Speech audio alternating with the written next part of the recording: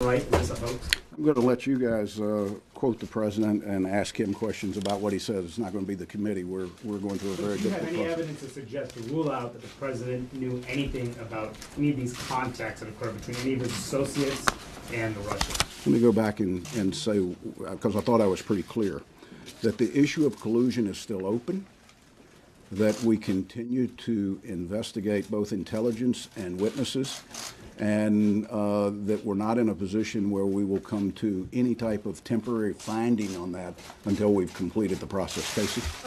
You say that the issue of collusion is still open. Are you pursuing the question of whether there's a link between the ads that appeared on social media sites and the Trump campaign? Well, let me just say that I'll let Mark address it if he'd like to. If there was any connection, that would be pertinent to our investigation of Russia's influence in the elections. We have had incredible access and cooperation by those social media companies that have been in. Some of them have been interviewed twice.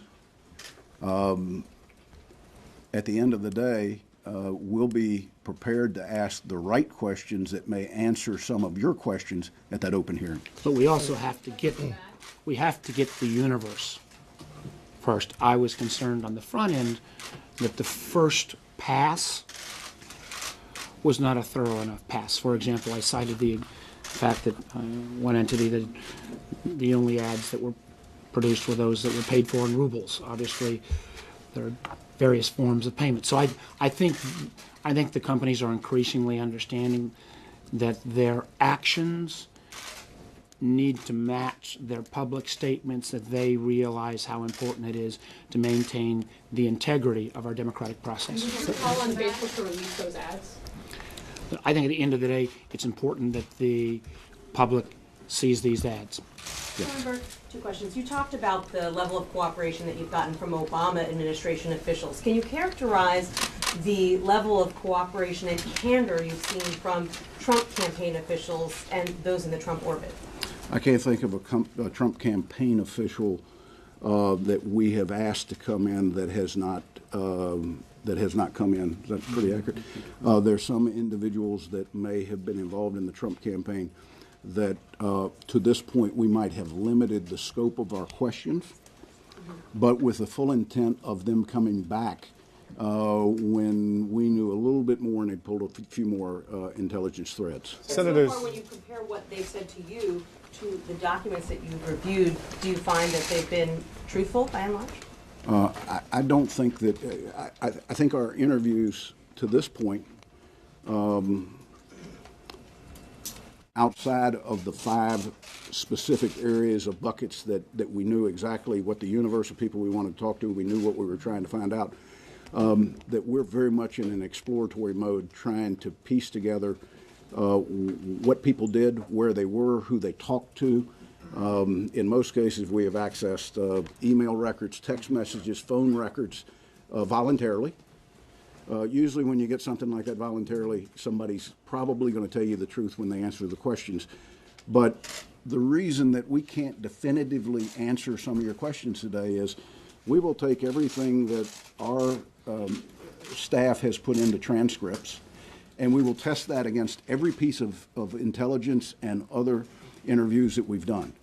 To suggest that we've done that to everybody thoroughly would be misleading you. So let us go through that process. But I will assure you that if somebody has come in and not been truthful with us, we will catch them on that, and they will come back, and that will be the subject of great intensity on our part. Senators, question for both of you.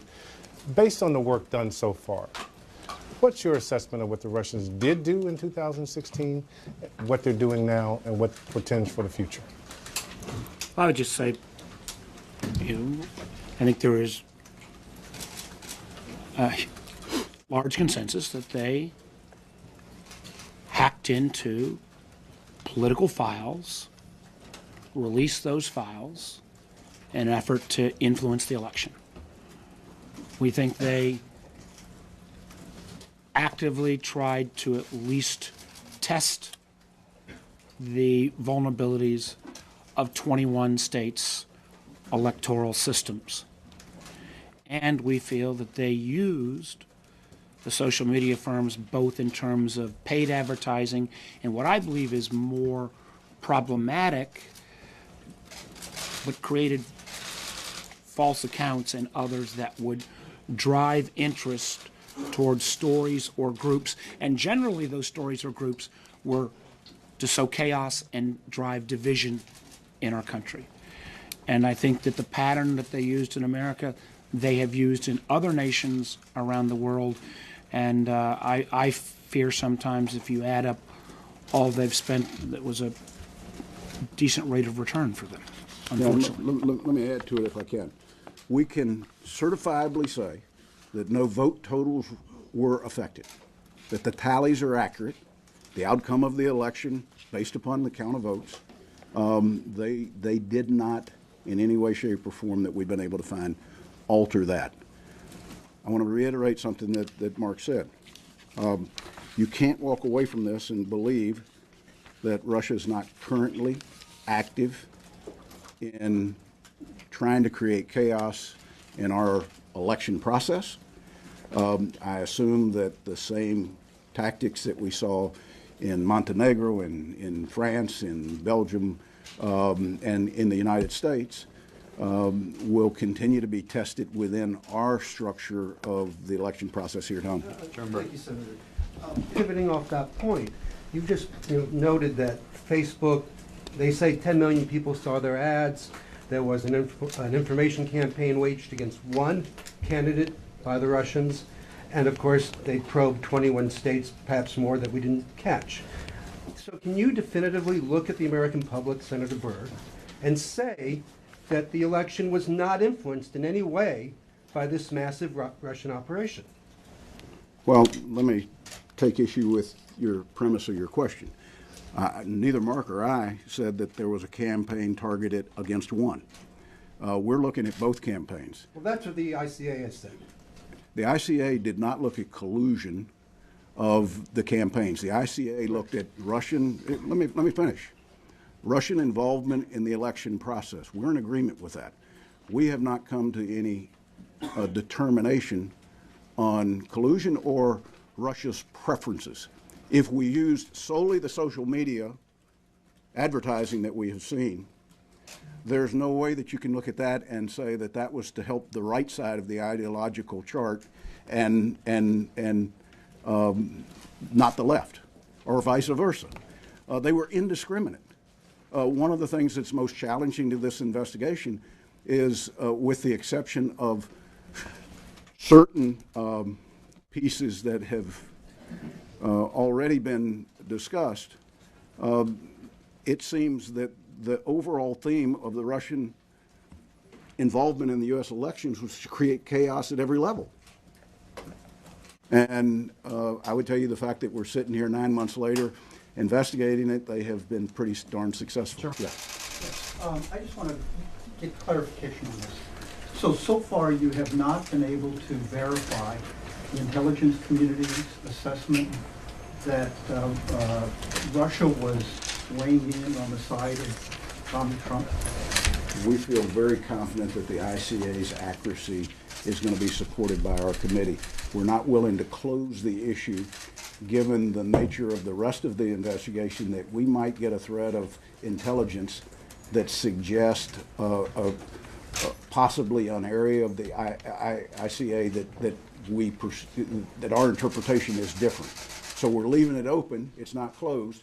And I think any smart investigation would stay open until we've completed. And that's, again, let me just add, Yeah. that's one of the things we're trying to be very careful here is, as Bridget mentioned, some of these meetings where we've talked to most folks, we also know this has to be talked through with all the balance of the committee members. We're being, I think, extra cautious here, saying we're not reaching final conclusions until we've had those conversations with all the committees. Could there ever be a point where the meddling from Russia was so overwhelming that it could lead to negating the results of the election? Maybe that's a theory people are working under. All I can tell you is that the votes were counted, one person won, and that's how it's going to stay. Prior to the release of your committee's report, will there be any coordination on what the Senate Judiciary Committee has found in its own investigation? Listen, we're focused on our investigation. Everybody has their jurisdictional lanes. My hope is that they stay within those lanes. We talk, I won't say regularly, but when we need to, with the special counsel. The special counsel is focused on criminal acts. We're not focused on criminal acts. If we find one, then they're the first phone call we make. Senator Burr, the president is the commander-in-chief and he's charged with protecting the country, but he hasn't really spoken out on this issue other than to call it a hoax. Do you want to see him lead some kind of effort, speak out, do something tangible to protect the country from these, what you consider to be ongoing attacks from Russia? Listen, I think the vice chairman alluded to the fact that though it was slow getting DHS to recognize this, it didn't take as long as it did for the last administration to run the clock on it. So we're not trying to look back and point to things that were done wrong. Everybody's done things wrong. I want to talk about prospectively. Should the president now take what you're saying today, speak out against it, and lead some kind of formal effort to protect the country? I'm not asking the president to take the briefing that we give at a press briefing about progress and assume that in any way, shape, or form fully encapsulates what our final report will say. What I will say is what the vice chairman pointed out, that the Department of Homeland Security has taken a different posture. It's his administration. I'm sure they had his direction or his leadership's direction. We're pleased with the progress that they're making, but